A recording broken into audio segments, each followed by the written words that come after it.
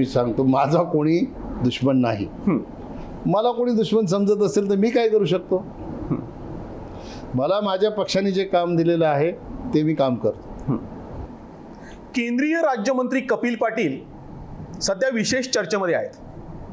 कपिल पाटील म्हणजे आख्यायिका, एक वंदता, वेगवेगळ्या अफवा, वेगवेगळ्या चर्चा, आणि या सगळ्या चर्चांची उत्तरं देण्यासाठी आज आपण केंद्रीय राज्यमंत्री कपिल पाटील साहेब यांच्याशी बातचीत करणार आहोत. कपिल पाटील साहेब, नमस्कार. नमस्कार.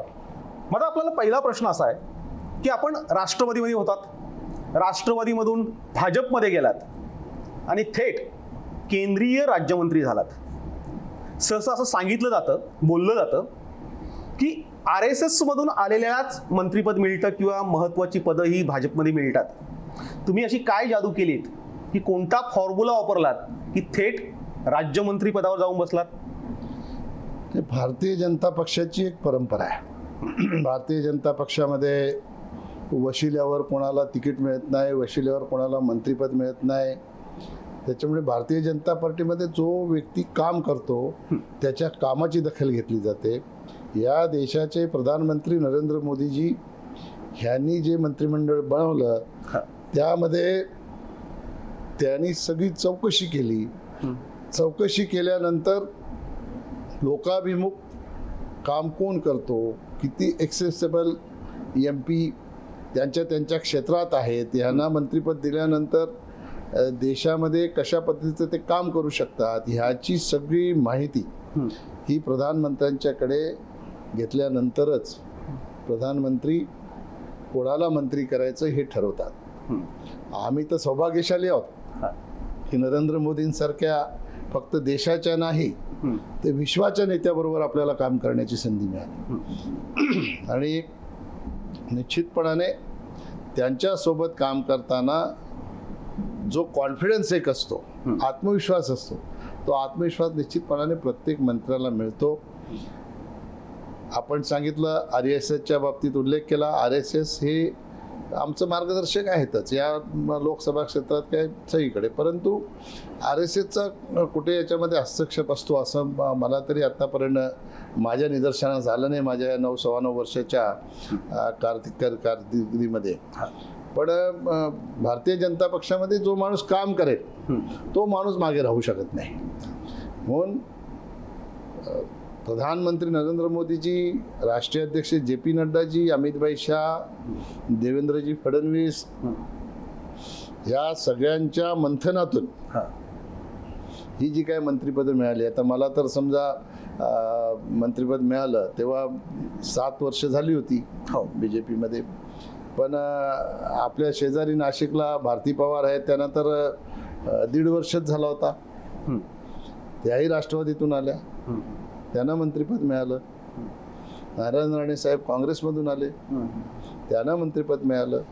भारतीय जनता पार्टीमध्ये काम बघितलं जाते आणि कामाच्या माध्यमातून भारतीय जनता पार्टीमध्ये कसं कोणाला आपण नेतृत्व देऊन समाजाची सेवा, देशाच्या प्रती त्यांचं काम आणि पक्षालाही त्याचा कसा उपयोग होईल या सगळ्या गोष्टी बघितल्या जातात. आणि भारतीय जनता पक्षामध्ये कुठलीही जादू नाही, मंत्रिपद दिलं नाही, कुठलाही फॉर्म्युला नाही. बिलकुल. हे सगळं मोदीजींचा करिश्मा आहे.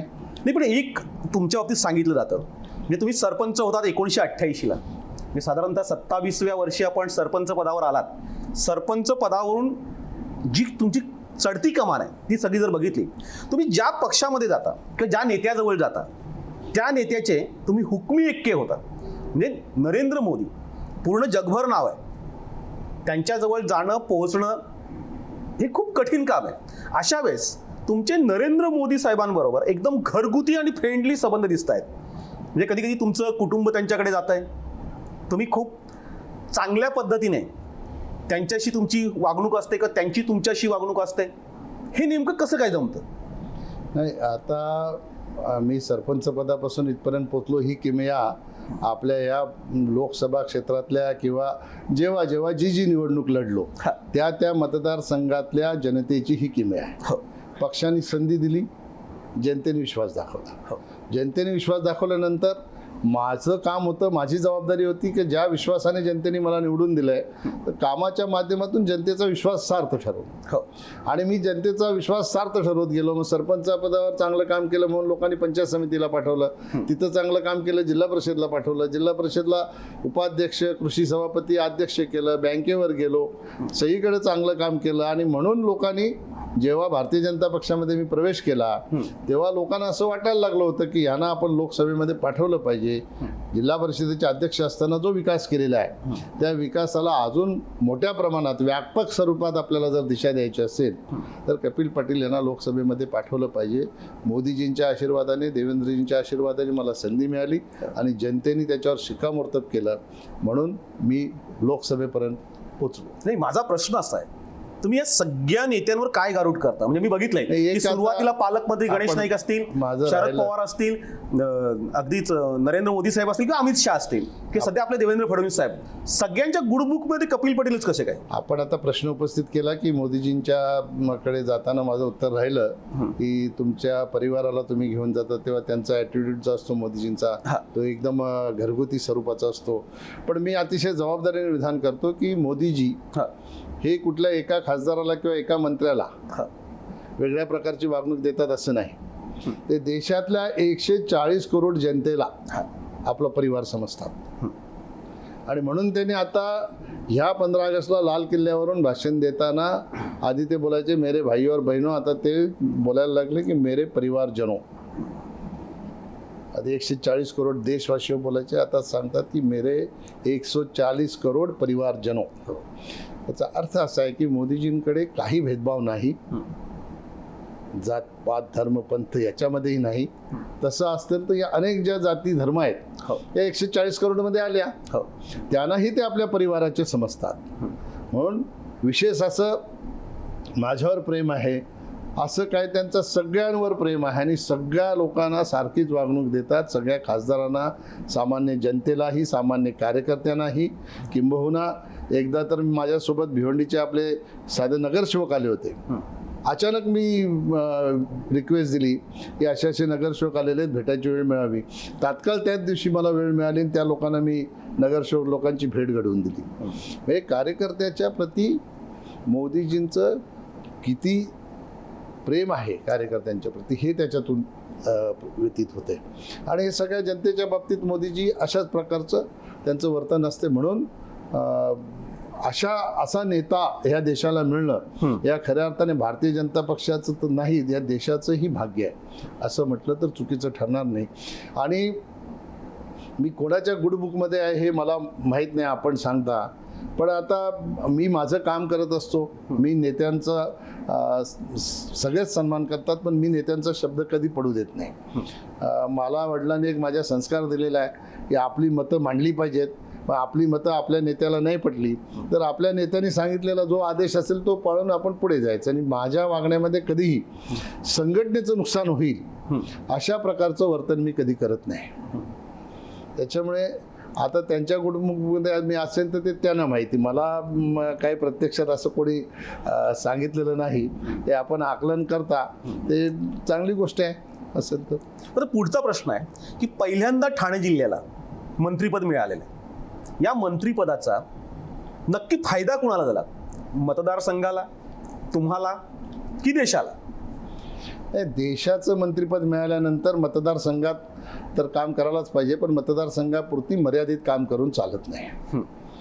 आता मंत्रिपद मिळाल्यापासून देशांच्या अनेक राज्यांमध्ये, नॉर्थ ईस्टची जवळजवळ सगळ्याच राज्यांमध्ये मी गेलो. जम्मू काश्मीर त्या राज्यांमध्येही, झारखंड, बिहार, उत्तर प्रदेश, उत्तराखंड, गुजरात, राजस्थान सगळ्याच राज्यांमध्ये जाऊन आलो.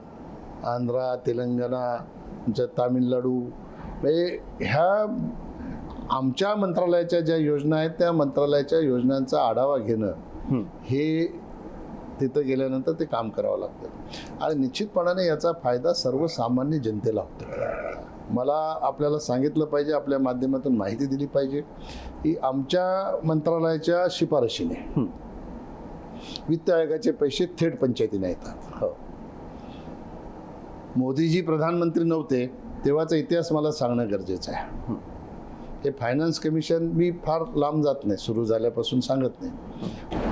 गावांच्या विकासासाठी 9व्या वित्त आयोगाची सुरुवात झाली तेव्हा 9व्या वित्त आयोगाचं बजेट हे 8,000 कोटी होतं.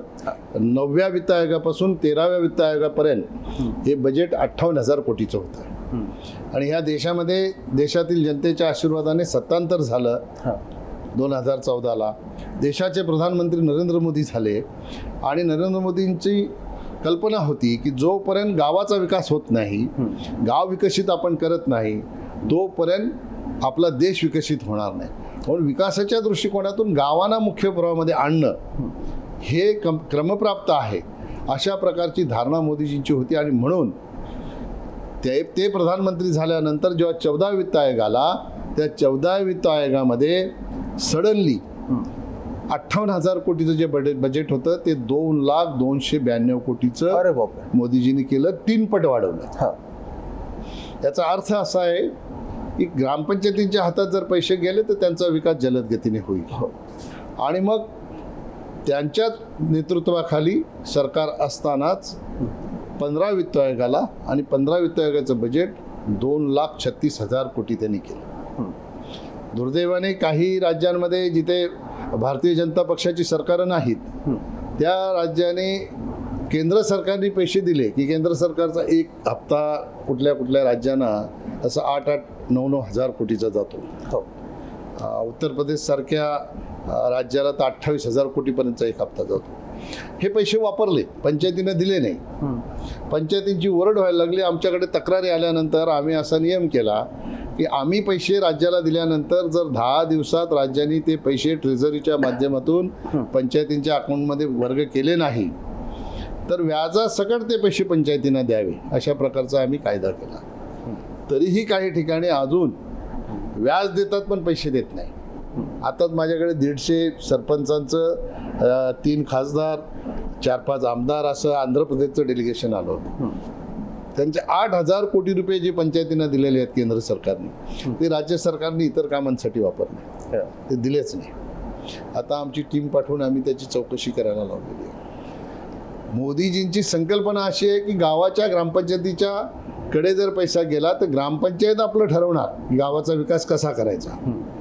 आणि म्हणून ह्या मोठ्या प्रमाणात गावाच्या विकासासाठी मोदींनी पैसे दिले. हे खऱ्या अर्थाने गावाच्या विकासाच्या दृष्टिकोनातनं सोनेरी दिवस आहेत असं म्हटलं तर चुकीचं ठरणार नाही. त्याचबरोबर राष्ट्रीय ग्राम स्वराज अभियान जे आहे, त्या राष्ट्रीय ग्राम स्वराज अभियानाच्या माध्यमातून ग्रामपंचायतींची कार्यालय बांधण्यासाठी आम्ही 20 लाख रुपये देतो. तर माझ्या मतदारसंघात असलेला आपण जिथे राहता वाडा, त्या वाडा तालुक्यात आपण 46 ग्रामपंचायत कार्यालय दिलेली आहेत.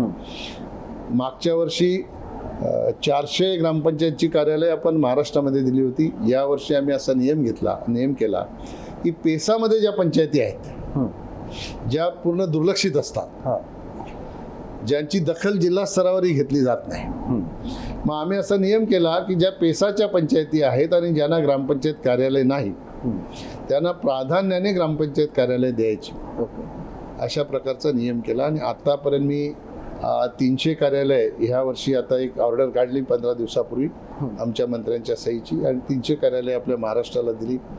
अजून 100 कार्यालय देणार आहे. त्याच्यापैकी सगळ्यात जास्त पहिल्या फेजमध्ये नंदुरबारला 52 कार्यालय दिली होती, दुसऱ्या फेजमध्ये 97 कार्यालय दिलेली आहेत. हे ग्रामपंचायतीची कार्यालय असली तर चांगल्या प्रतीचं काम त्या गावाच्या माध्यमातून होते. आता आम्ही दुसरं नवीन एक ई-लायब्ररीची संकल्पना आणलेली आहे, त्याला अजून मान्यता मिळालेली नाही. आमचं काम त्याच्यावर वर्किंग सुरू आहे. ई-लायब्ररी जर आपण करू शकलो, आम्ही राष्ट्रीय ग्राम स्वराज अभियानाच्या माध्यमातूनच त्याच बजेटमधून जे 5,911 कोटीचं बजेट आहे त्यामध्ये 60% पैसे आमचे, 40% पैसे राज्याचे आहेत, त्या बजेटमधून प्रत्येक ग्रामपंचायतीमध्ये एक ई-लायब्ररी करायची. जिथे इन्फ्रास्ट्रक्चर असेल तिथे फक्त 3 ते 3.5 लाखामध्ये ई-लायब्ररी होते.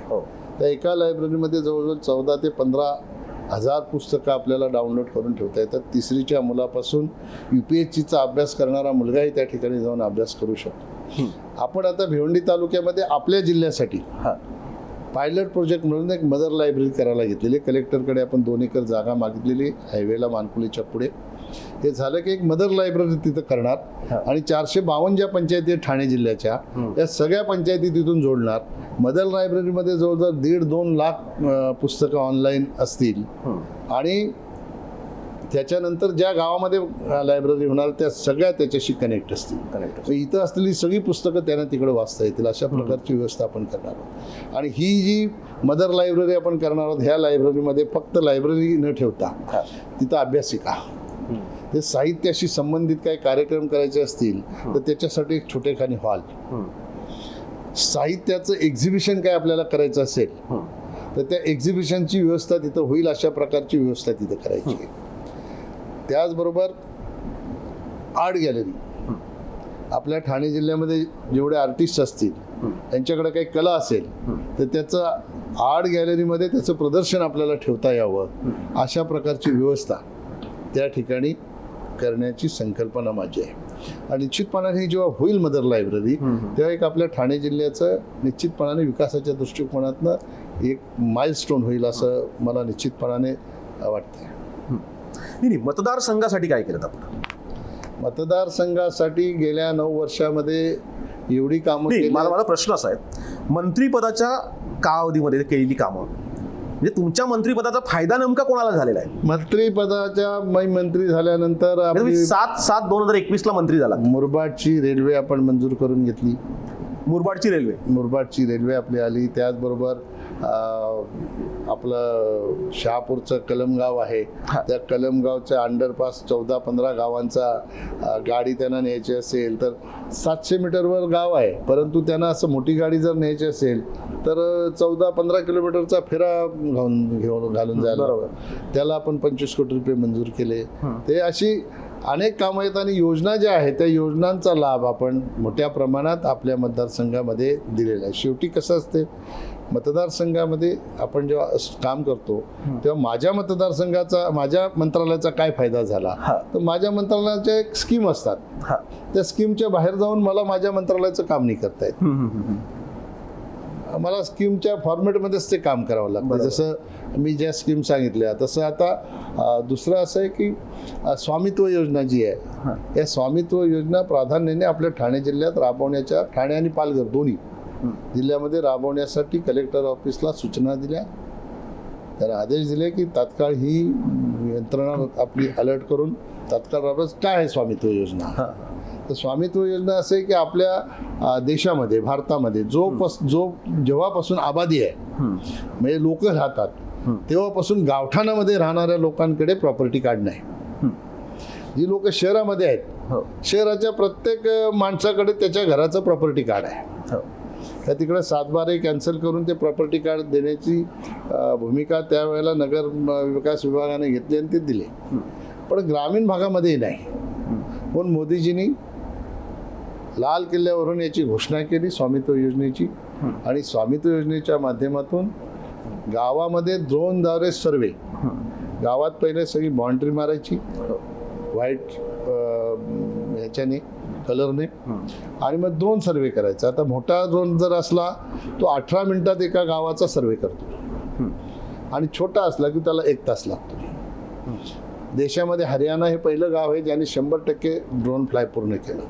आमच्या मंत्रालयाने टार्गेट दिलेलं की डिसेंबर 2024 पर्यंत पूर्ण देशामध्ये ड्रोन फ्लाय झालं पाहिजे आणि 25च्या एंडपर्यंत म्हणजे 2025च्या एंडपर्यंत सगळ्या देशामध्ये प्रॉपर्टी कार्डचं वाटप झालं पाहिजे. याच्यामध्ये गावाला गावठाण असल्यामुळे तुम्हाला जर घर बांधायचं असलं तर त्याला परवानगी मिळत नाही कारण तुमच्याकडे काही डॉक्युमेंट नाही. आता हे स्वामित्व योजनेच्या माध्यमातून हे डॉक्युमेंट तयार झालं आणि प्रत्येक घराचं प्रत्येकाला प्रॉपर्टी कार्ड मिळालं. याचा फायदा काय तर आपल्या शेजारी एक गाव आहे गावाचं नाव माझ्या लक्षात येत नाही भिवंडी तालुक्यातलंच आहे. तर आपला एक सहकार्य त्याला 60 लाख रुपये लोन मिळालं प्रॉपर्टी कार्ड मिळाल्यामुळे. प्रॉपर्टी कार्ड असल्यामुळे बँकेलाही त्याची खात्री झाली की याची पत आहे. तसं आम्ही 1,35,000 प्रॉपर्टी कार्ड मध्य प्रदेशमध्ये जेव्हा वाटप केलं ऑनलाईन, हां. प्रधानमंत्री ऑनलाईन दिल्लीतनं बरोबर. जॉईन झाले होते, मी इथून जॉईन झालो होतो. त्यावेळेला प्रधानमंत्र्यांनी ज्यांना प्रॉपर्टी कार्ड मिळालं त्यांच्याशी संवाद साधला होता. तिथे एक चांभाराचा व्यवसाय करणारा आपला बांधव होता. हां. त्याच्याशी प्रधानमंत्र्यांनी संवाद साधताना त्याला विचारलं कि क्या फायदा हुआ आपको प्रॉपर्टी कार्ड का. तो त्याने असं सांगितलं की सर मैं तो रास्ते पे ठेला लगाता था, मेरा चप्पल का दुकान है, तो कितना इनकम होता था, तो 7-6 हज़ार रुपया महीने का मुझे मिलता था. तो ये प्रॉपर्टी कार्ड आने के बाद मेरे को बैंक में गया, 1.5 लाख रुपए का लोन मिला बैंक से. और 1.5 लाख रुपया लोन मिला तो मैं एक रेंट से शॉप लिया, मेरी दुकान शॉप में लेके गया और कुछ सामान भी भरा. अभी मैं 25,000 रुपया महीने का कमा रहा हूँ. हे परिवर्तन त्याच्या जीवनामध्ये आहे. निश्चितपणाने गरीबातल्या गरीब माणसाचा विचार करण्याची भूमिका मोदीजींची आहे. आणि ह्या आमच्याच मंत्रालयाच्या माध्यमातून नाही, अशी 17 मंत्रालय आहेत. ही 17 मंत्रालय गावाच्या विकासासाठी काम करत असतात, जे वेगवेगळ्या प्रकारचे. ओके. जसं आता आपण विचारलं मंत्री झाल्यापासून काय केलं, तर ही जल जीवन मिशन जे आहे त्या मिशनच्या माध्यमातून जास्तीत जास्त निधी आपल्याकडे कसा येईल. कारण हे जल जीवन मिशन जे आहे, आमच्याकडे मी 15 वित्त आयोगाचा उल्लेख केला. आम्हाला जे पैसे 15 वित्त आयोगात यायचे, जे टाईडमध्ये आम्ही सगळ्या पंचायतींना द्यायचो, पाण्यासाठी जो निधी होता तो टाईट फंडमध्ये आम्ही देत होतो. म्हणजे तो त्याच्यासाठीच खर्च करायचा, स्वच्छता, पाणी याच्यासाठी. त्याचबरोबर आरोग्यासाठी आमच्याकडे टाईट फंड होता. तो आरोग्याचाही फंड आम्ही ग्रामपंचायतींना द्यायचो की आरोग्याच्या सुविधांसाठी हा पैसा खर्च करायचा. आता हा आमच्याकडे येणारा पैसा फायनान्स कमिशनचा, तो आमच्याकडे न येता तो डायरेक्ट जलशक्ती मंत्रालयाला दिला, ज्याच्यातून पाणी पुरवठा योजनांचा आता ठाणे जिल्ह्यामध्ये जवळजवळ 1700-1800 कोटीचा निधी आलेला आहे. आणि पालघर जिल्ह्यातली मी माहिती घेतली होती 941 कोटी. म्हणजे हे जे परिवर्तन आहे, प्रधानमंत्र्यांनी जे आवाहन केलं, हर घर जल हर घर नल, त्याच्या पूर्ततेकडे जाणार आहे. आणि जास्तीत जास्त निधी आपल्या जिल्ह्यांमध्ये आणण्याचं काम त्या माध्यमातून मी केलेलं आहे. पहिल्यांदा आपल्याला मंत्रिपद मिळालंय म्हणजे ठाणे जिल्ह्याला. आतापर्यंत केंद्रामध्ये मंत्रिपद नव्हतं, तर ते मंत्रिपद मिळाल्यानंतर तुम्ही जी काही कामं केलेत त्यावर तुम्ही समाधानी आहात का? निश्चितपणे अजून काही करायचं बाकी राहिलं? निश्चितपणाने समाधानी आहे. काम तर करणं बाकीच राहते, असं कोणी दावा नाही करू शकत की माझं काम संपलं. बरोबर, हे सततची प्रक्रिया आहे. विकास करणं दृष्टिक्षेपामध्ये असलेली कामं. तुम्हाला काय असं वाटतं की मैलाचा दगड ठरावा की मी मंत्रिपदावरून उतरल्यानंतर? आता बघा, मी सांगतो तुम्हाला की मी मंत्री झाल्यानंतर माझी अशी संकल्पना आहे की आपल्याकडे 161 गावं ही प्रधानमंत्री आदी आदर्श योजनेमध्ये त्याचा समावेश आहे. ही सगळी 161 गावं ही सोलर पॉवरवर 100% करण्याचा संकल्प मी केलेला आहे. त्याच्यातलं आपण पायलट प्रोजेक्ट म्हणून दुधनी वापे भिवंडी तालुक्यातलं ते घेतलेलं आहे. त्याचं हे जर विद्युतीकरण सोलर पॉवरवर झालं तर निश्चितपणे त्यांच्या इकॉनॉमीमध्येही फरक पडेल. कारण त्यांना लाईटचं बिल भरावं लागणार नाही म्हणजे तेवढे त्यांचे पैसे वाचले. दुसरं असं आहे की या सगळ्या गावांमध्ये जी कनेक्टिव्हिटी पाहिजे ती बऱ्याचशा ठिकाणी नाही. आजही मी कुठे बातमी बघत होतो, मला अर्धवट बघायला मिळाली की पाण्यातून जावं लागते, ब्रिज नाही आहे. तर मुंबईपासून इतक्या जवळ असलेल्या आपल्या ह्या ठाणे जिल्ह्यामध्ये अशा प्रकारची परिस्थिती मुरबाडमध्ये आहे, शहापूरमध्ये आहे, वाडा भिवंडीमध्ये मला दिसलं नाही. पण मागे एक बातमी आली, ती विक्रमगड तालुक्यातली बातमी होती, पालघर जिल्ह्यातली. एक आपली भगिनी वारली, तिला मग डोळीमध्ये घेऊन जात होते ब्रिज नसल्यामुळे.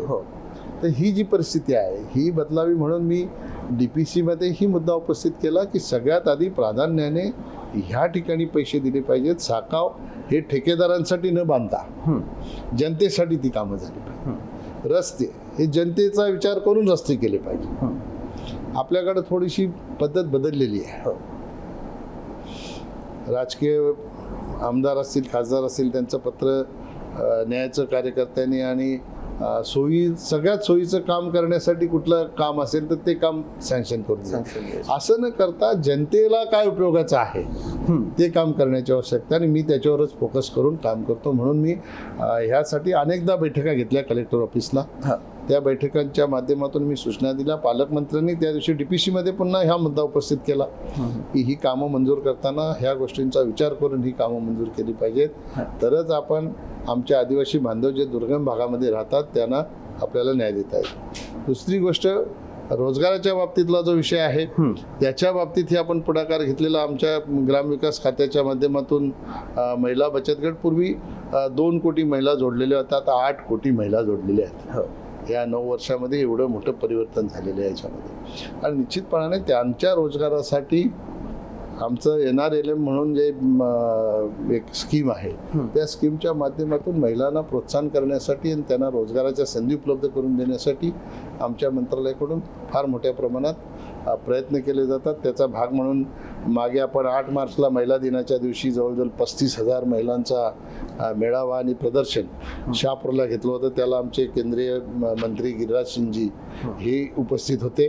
अतिशय समाधान व्यक्त केलं त्यांनी की एवढ्या मोठ्या प्रमाणात ठाणे जिल्ह्यामध्ये हे काम सुरू आहे. मंत्रिपदामुळं तुम्हाला सगळ्यांच्या जवळ जाता आलं. ठाणे जिल्ह्यातील हे पहिलं मंत्रिपद आहे. या मंत्रिपदाचा फायदा हा पक्षाला झाला, तुम्हाला झाला की आणखीन कोणाला झाला? तर ही रचना अशी आहे की तुम्हाला एखादं पद मिळालं की ते कसं जनताभिमुख होईल हा विचार करणं गरजेचं आहे. म्हणून जनतेचं काम आपल्याला कसं करता येईल ह्याच्यावर फोकस माझा असतो. आणि माझ्या वडिलांची मला एक शिकवण आहे की परमार्थातून स्वार्थ साधणं. आता हे मंत्रिपद मिळाल्यानंतर जनतेचं काम आपण केलं की पक्षाला आपोआपच फायदा होतो. पक्षाला फायदा झाला की आपल्याला आपोआपच फायदा होतो. त्याच्यामुळे मला काय फायदा झाला, पक्षाला काय फायदा झाला किंवा जनतेला काय फायदा झाला, तर ही साखळी आहे. जनतेला फायदा झाला की पक्षाला फायदा होतो, पक्ष वाढला, पक्षाला फायदा झाला की आपोआपच पक्ष वाढला, निश्चितपणाने पक्ष वाढला. मतदारसंघात वाढला, देशात वाढला, जिल्ह्यात वाढला, सगळीकडे पक्ष वाढला. हे तुमच्या आज जगामध्ये 1 नंबरची पार्टी भारतीय जनता पार्टी आहे. नाही, तुमच्या मंत्रिपदाबद्दल बोलतो मी. नाही, माझ्या मंत्रिपदाबद्दल देशाचा विषय कुठे येतो? देशात मी काही पक्षाचं काम करायला जात नाही, पण पक्षाने दिलेली जबाबदारी ही निश्चितपणाने पार पडायला जातो. आता मी छत्तीसगडला जाऊन आलो. मतदारसंघामध्ये पक्षामध्ये वाढ झाली की कमी? 16 तारखेला मी छत्तीसगडला जाऊन आलो. परिवर्तन यात्रा आहे, तिकडे निवडणूक आहेत. पक्षाने सांगितलं तिकडे जा. माझ्या मंत्रालयाच्या ज्या योजना आहेत त्या तिकडे सांगून आलो. आणि इकडे ठाणे जिल्ह्यामध्ये निश्चितपणाने ठाणे रायगड जिल्ह्यामध्ये पक्षाला याचा मंत्रिपदाचा फायदा झालेला आहे. पक्ष वाढलेलाच आहे. आता माझ्या मनातला एक प्रश्न विचारतोय की साधारणतः माणूस मोठा झाला, म्हणजे पूर्वी तुम्ही खासदार होतात, खासदाराचे थेट मंत्री झालात.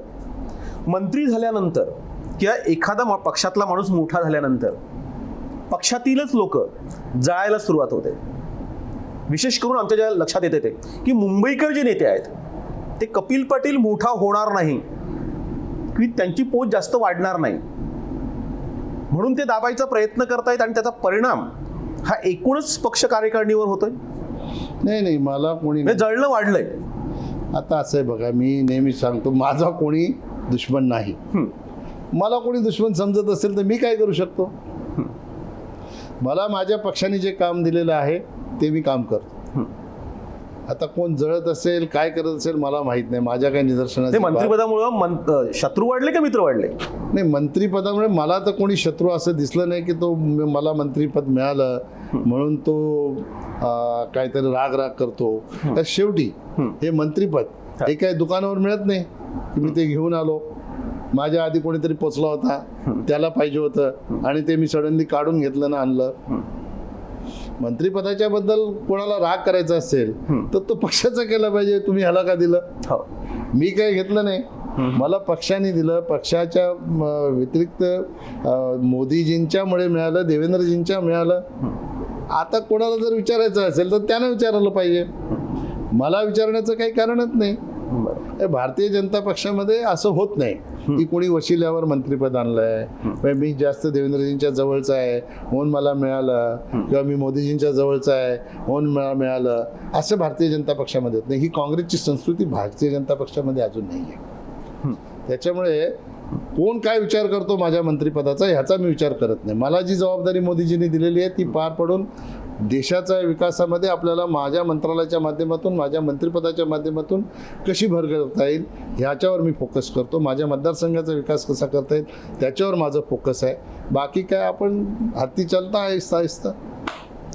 प्रेक्षको, ठाणे जिल्ह्याला कपिल पाटील साहेबांच्या रूपाने मंत्रिपद मिळालं आणि त्या मंत्रिपदामुळे नेमकी कोणाचा फायदा झाला, मतदारसंघात काय सुधारणा झाल्यात या संदर्भामध्ये आपण चर्चा केली.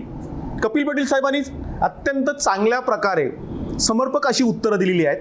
आपण पुढच्या भागामध्ये भिवंडी लोकसभा मतदारसंघामध्ये त्यांनी नेमकी काय विकास कामं केलेली आहेत, त्यांची 10 वर्ष त्यांना पूर्ण होत आहेत खासदारकीला, लोकांच्या खूप मोठ्या त्यांच्याकडनं अपेक्षा होत्या आहेत आणि त्या संदर्भात त्यांनी नेमकं काय केलं आहे हे आपण पुढल्या भागात बघूया.